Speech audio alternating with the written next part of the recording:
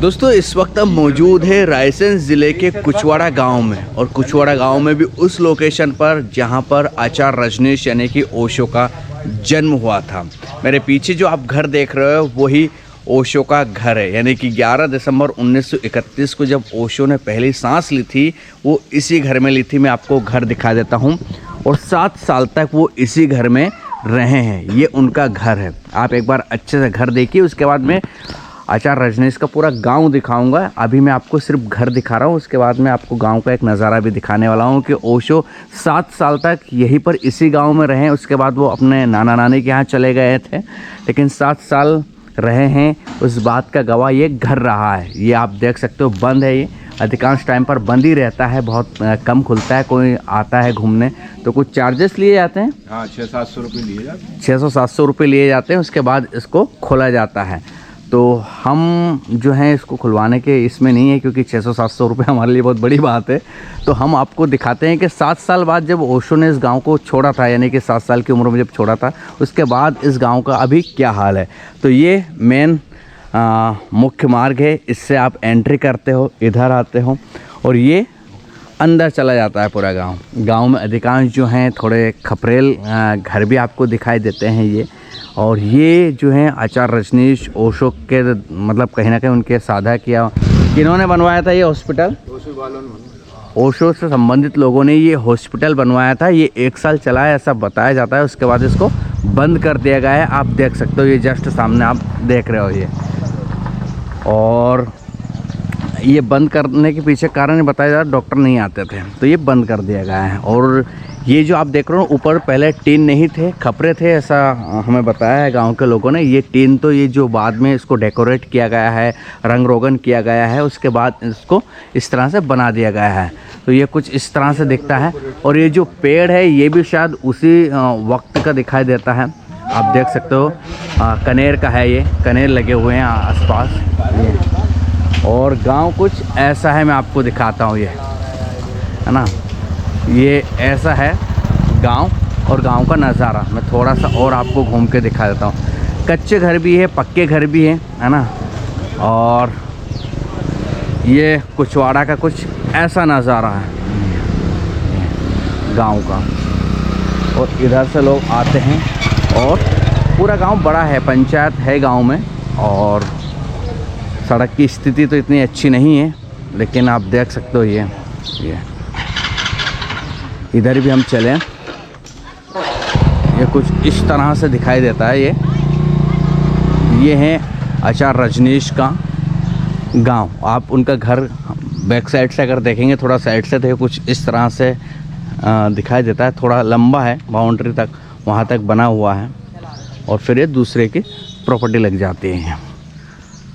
तो ये है गांव। और गांव में कुछ लोग अभी भी जो है ओशो को जानने वाले यहाँ, मतलब उनके साथ जो खेले हो, उनके साथ जिन्होंने बचपन बिताया, ऐसे लोग यहाँ पर बहुत कम हैं, बहुत जानते भी नहीं है। कह सकते हैं कि ये कहते हैं कि यार हमने बस नाम सुना है, उनके बारे में जानकारी लिए, बाकी कोई डिटेलिंग नहीं पता है। तो चलो एक बार थोड़ा सा गांव के अंदर हम देखने की कोशिश करते हैं, गांव कैसा है, ओशो का अभी किस हाल में है। तो ये इस हाल में है, आप देख लो एक बार अच्छे से, है ना। हम चल रहे हैं पैदल, और आगे अगर आपको देखेंगे, ये आप ओशो को जानते हो? जानते थे सर, लेकिन अभी तो नहीं जानते। क्यों, अभी क्यों नहीं जानते? अब वो है ही नहीं, उनका आज तक भी ख़त्म कर दिया गाँव। अच्छा, तो ये जैसे गांव उनका है, तो ये इस स्थिति में है, तो बेहतर हो सकता था, लेकिन अगर वो फोकस करते तो। ओशो इसी घर में पैदा हुआ था? इसी घर में हुए थे सर जी। हाँ। क्या क्या सुन रखा है उनके बारे में? बहुत कुछ सुना है, हम लोग तो उनके बहुत फैन हैं। क्या क्या सुन रखा है फिर भी? बहुत सारा। फिर भी थोड़ा बहुत कुछ यूनिक बातें जो लोग नहीं जानते उनके बारे में? सर जी वो क्या आगे इस दुनिया में सबसे बड़े ज्ञानी थे, सबसे बड़े सन्यासी।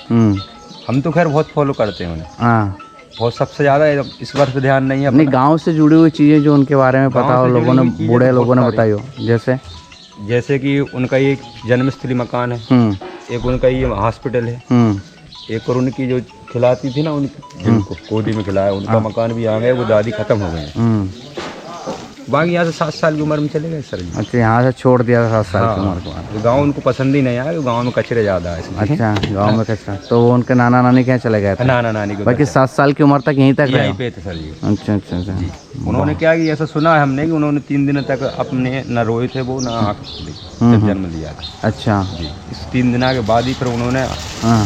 स्तनपान किया, जो भी कुछ किया था 3 दिन ही बाद किया था। तो यहाँ उपवास बताया जाता है? हाँ, पिछले जन्म का उपवास उन्होंने 3 दिन तक जो बाकी रह गया था वो यहाँ पे किया है। तो यहाँ के जन्म, इस जन्म में। तो ओशो का नाम इस गांव से जुड़ा है, तो गांव में कैसा क्या माहौल रहता है? गांव में माहौल अच्छा रहता है सर जी। क्या कि जो लोग कुछ मनोवादी भरे हुए हैं यहाँ पे, तो उनकी नहीं चलने देते उसको। अच्छा, यहाँ पर उनका वो बनाया जाता है जन्मोत्सव वगैरह? 10-11 दिसंबर को मनाते हैं। अच्छा अच्छा। हाँ, बहुत सारी दुनिया से लोग आते हैं। अच्छा, आते हैं? बहुत सारे आते हैं सर। अच्छा, यहाँ पे इस हॉस्पिटल का उद्घाटन ही विनोद खन्ना ने किया था। अच्छा, इस गांव में विनोद खन्ना भी आ चुके हैं? उन्होंने उद्घाटन किया। अच्छा, इस हॉस्पिटल का जस्ट सामने विनोद खन्ना ने इसका उद्घाटन किया था। ये बंद हो गया अभी? ये बंद क्या, 1 साल चला था और बंद, वो डॉक्टर आए थे और ख़त्म कर दिया। डॉक्टर ही चले गए। क्या नाम है आपका? मेरा ब्रजेश अहिरवार। ओके। तो ये ब्रजेश अहिरवार जी थे, इन्होंने ओशो से जुड़ी हुई जानकारी बताई। फ़ैन है वो ओशो के, ऐसा बता रहे हैं। और जो ओशो को खिलाती थी गोद में लेकर, उनका भी घर आसपास बताया जाता, लेकिन वो अब नहीं है इस दुनिया में। यानी कि एक ताई थी, वो अब दुनिया से विदा हो चुकी है। ये बाज़ार भी लगता है, ये कुछ इस तरह से गांव का पूरा माहौल है। ये आपको सब जगह थोड़ा सा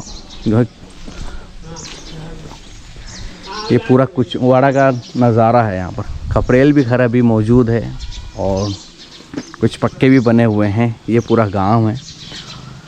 और आचार्य रजनीश के बारे में पूछते हैं तो लोग बहुत कम बताते हैं। जानते हो आप उनको? जानते हैं ओशो के बारे में? देखा है आपने? देखा नहीं, बस जानते हैं। जन्म स्थली यही है। गुरुजी बताएंगे?